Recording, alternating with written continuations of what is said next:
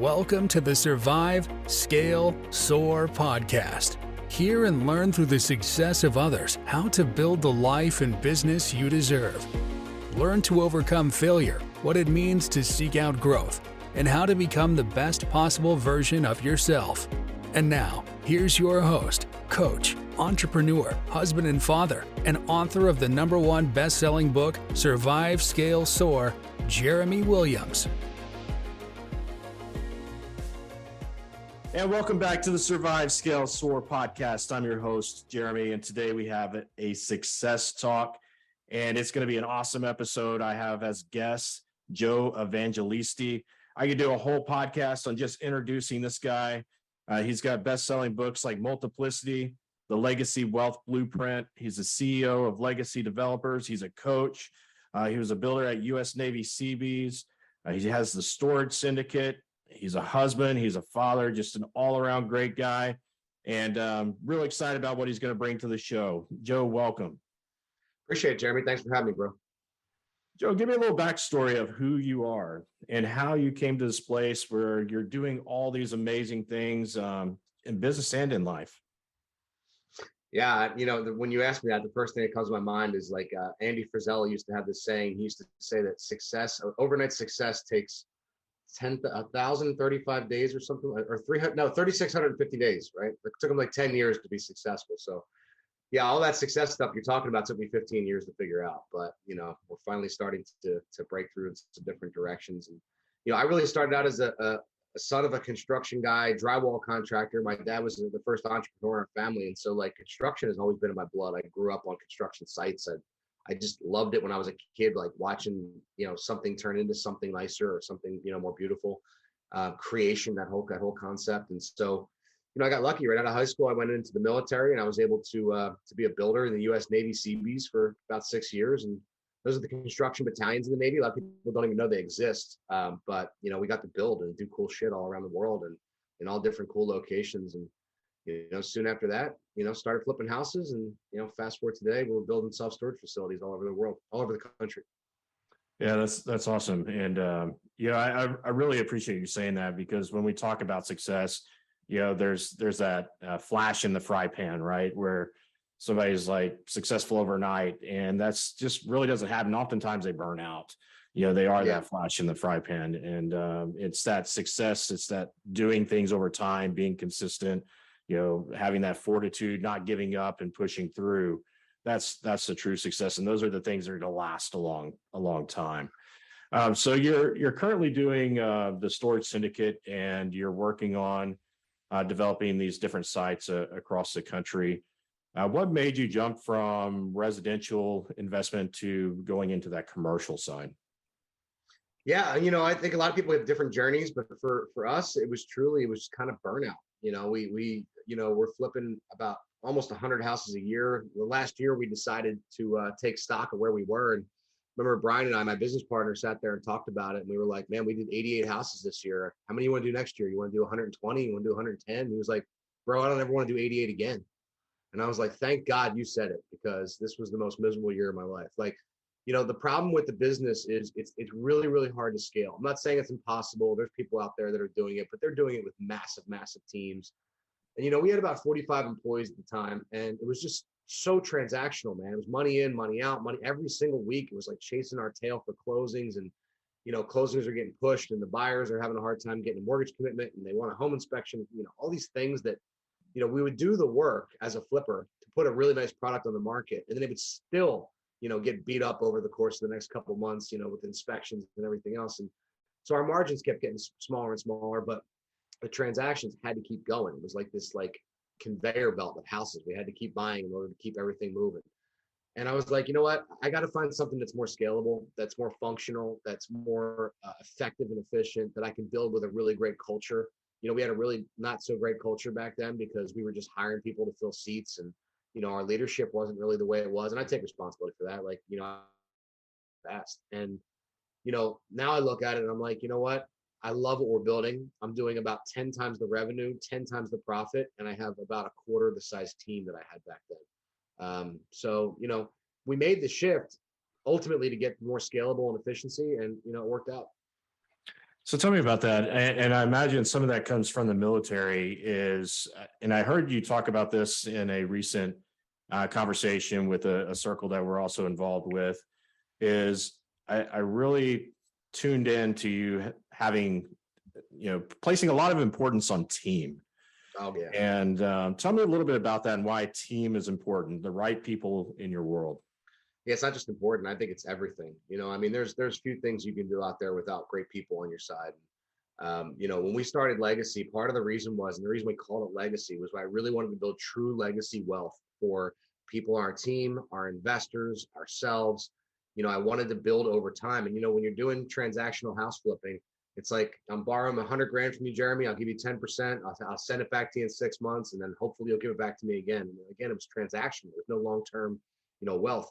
Legacy and the idea behind storage and large commercial investments is that there's enough to go around. I can create equity for my team. I can put equity into my investors. I can have equity left over for myself. And we're building long-term wealth over time. It's not just a flip and transact market. And we're doing some of that still. We're still wholesaling and entitling properties, but for the most part, our goal is to build 100 self-storage facilities over the next 10 years, and they all need to be Class A. So 80 to 100,000 plus square foot, net rentable. These are real sites. These are $20 million plus sites. So, that allows me to, create opportunity. Almost every executive on my team has equity. Almost every person on my team either has equity or some sort of bonus at performance as we close, as we stabilize, as we turn over projects. So we're all motivated in the right direction to build legacy wealth together. Yeah, so in coaching, you have programming that leads to your thinking, and thinking leads to feeling, and feeling that leads to action that leads to results. And going to that feeling part of the wheel, you're making an investment into your team. You're providing them opportunities. How does that make them feel? Then, based on that, what type of action are they taking? Well, I mean, they're juiced in, right? We have two guys that are about to cross $1 million in net worth from their equity in our deals that have been with us for 18 months, 2 years.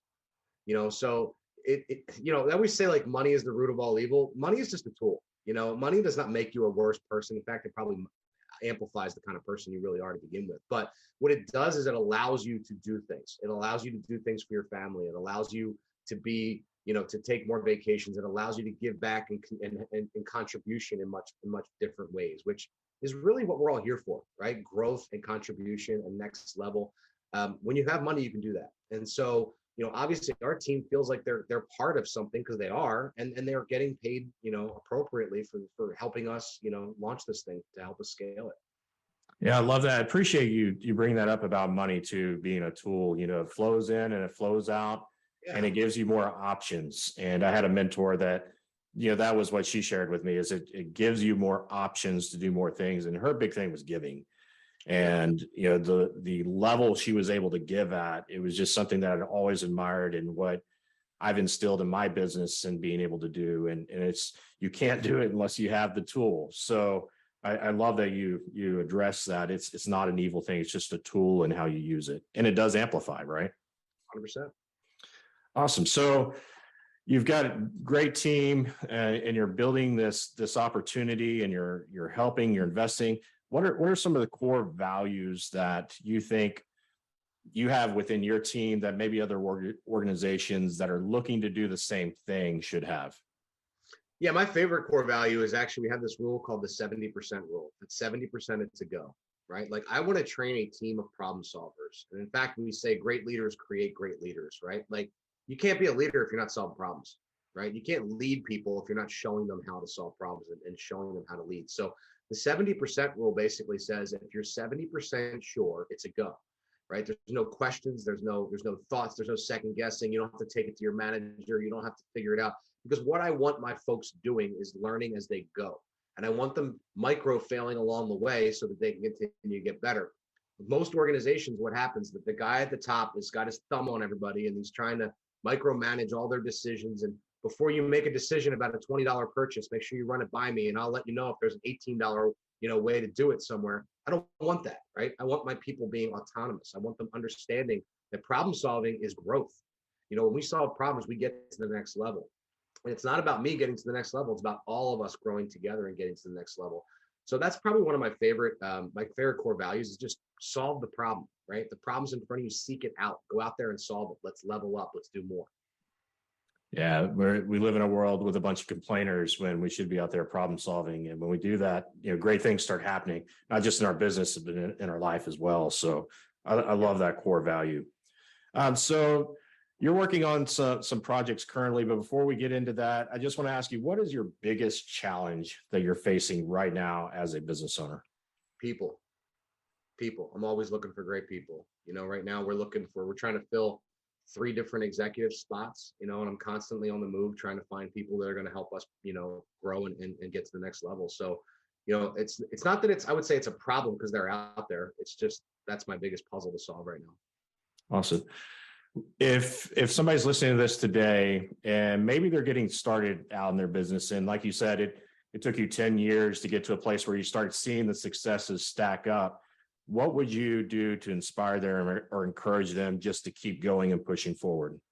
It's the only way we grow, man. You got to put one foot in front of the other. My old mentor used to say, the art is in the start, right? Just put one foot in front of the other. And I think that's what, with the Syndicate Mastermind and the way that the tools are built inside of that, it's all just putting one step in front of the other. You know what I mean? Like, there's a lot of, processes out there that get really, really complicated, or people overthink it. And then what do? They freeze, right? Because they're fearful that they're not going to be capable of creating the outcome.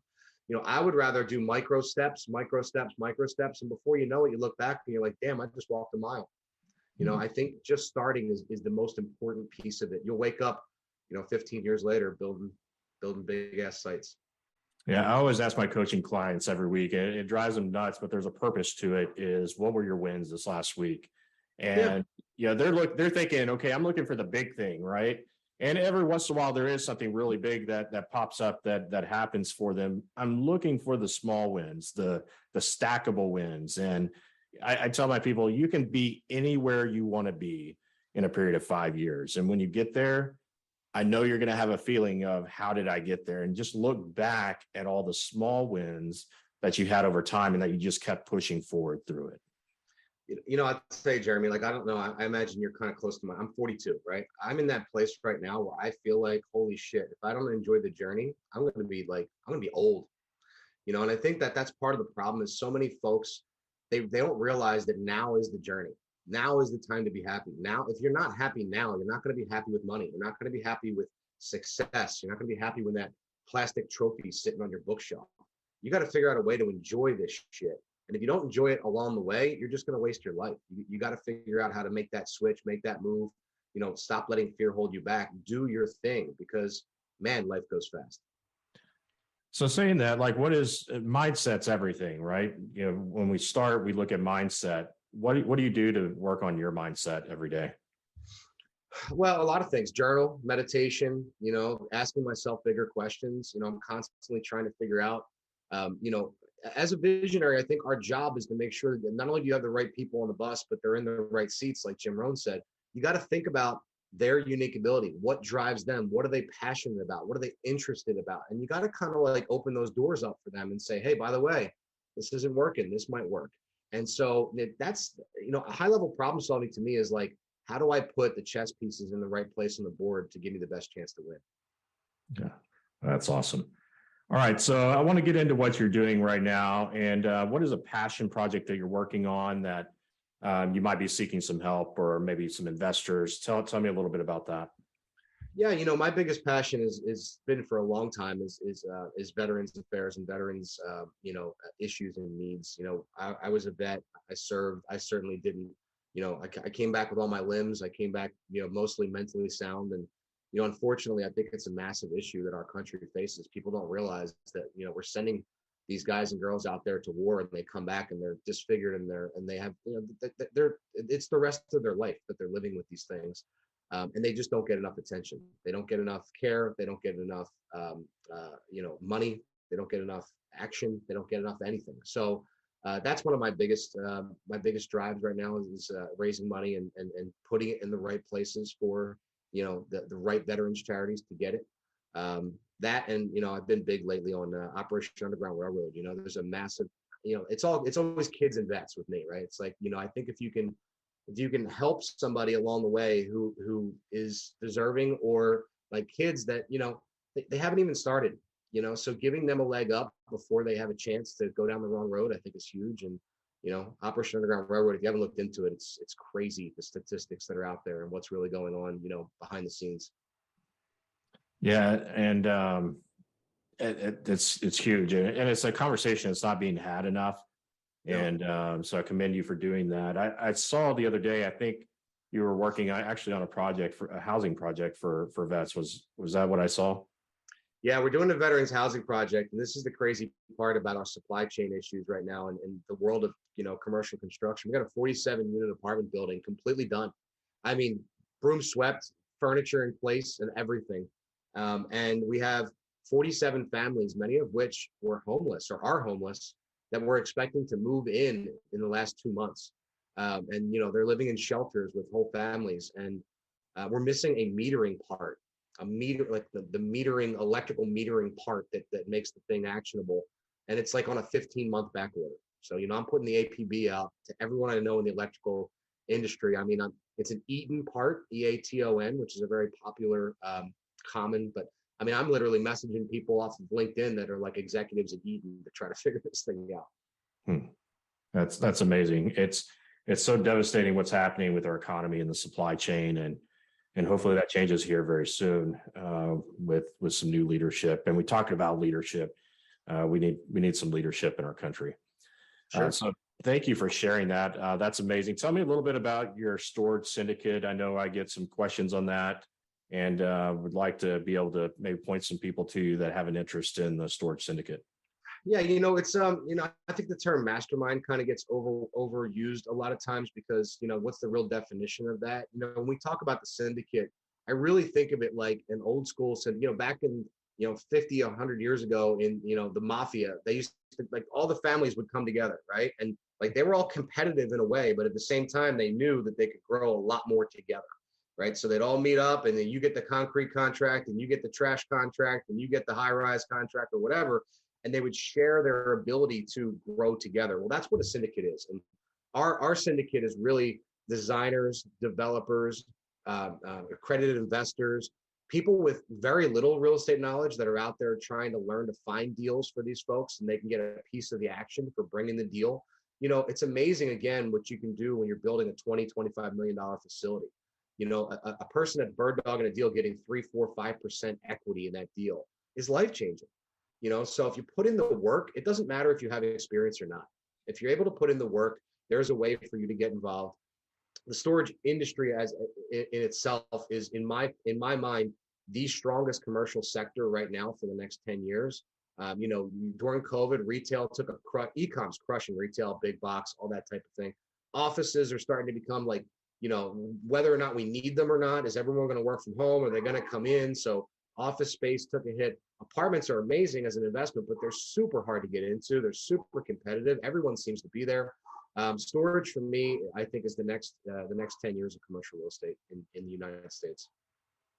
So somebody's listening on this call and they're an accredited investor and they have an interest in maybe getting involved with you on some of these projects. I know you've got projects going on all over the country. How do they get in touch with you? They can actually go to investwithlegacy.com, investwithlegacy.com. They can shoot me an email, joe@investwithlegacy. But, as long as they're accredited and they're interested, happy to talk through, whatever questions they might have and, see if we can help them out. And not everybody's a great fit, by the way. It might not be the best asset class for you, but I'm happy to talk about it. Awesome. Well, Joe, I appreciate you coming onto the show today. Some amazing stuff that you shared that I know somebody just takes, an ounce of this and applies it to their business, to their life. They can see change, an immense amount of change in their life. And I appreciate having you on the show today. Yeah, man. Thanks for having me. All right. Until the next episode, onward and upward.